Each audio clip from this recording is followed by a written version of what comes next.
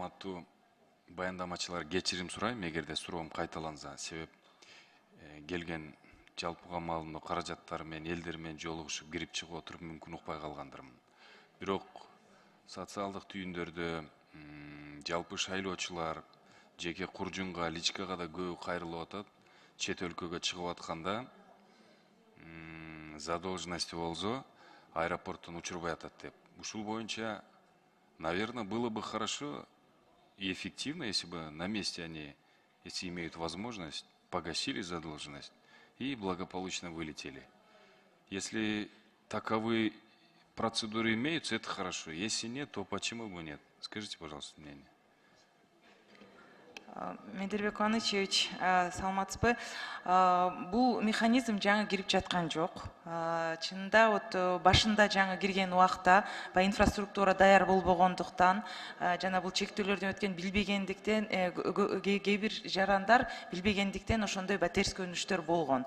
Бирок бүгүнкү күндө ошо инфраструктурасын даярдап, аэропорт менен сүйлөшүп, ошол жактан төлөп кетүү жана общий системага киргизип, чыгаарда заранее планировать этип карап чыксын деген ошол системалар инфраструктурасы иштеп жатат. Ал эми бүгүнкү сунушталып жаткан бул жанагы Конституциялык соттун баягы эки кодекстин ортосундагы карама каршылык болуп калгандыктан ошол жакты тактап койгула деп ошону менен алып келип жатабыз да.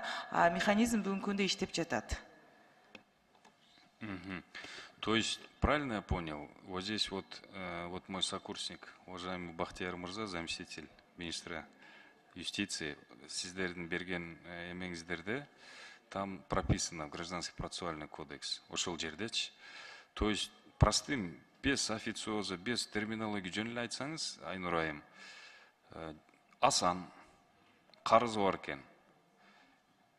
Погранслужба уча албайсыз, карызыңыз бар дейт. Ошол жерде төлөп туруп учуп кеткен мүмкүнчүлүк барбы же жокпу? Жөнөкөй тил менен эле түшүндүрүп коюңузчу.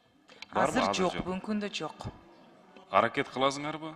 Ал боюнча иштер жүрүп жатат. Макул, анда өкмөт башчы келгенде ушу суроону берели, эми сиз экономика министринин орун басарысыз да. Ийгилик иштериңиздерге. Ошону бир эске алып койсоңуздар. Рахмат.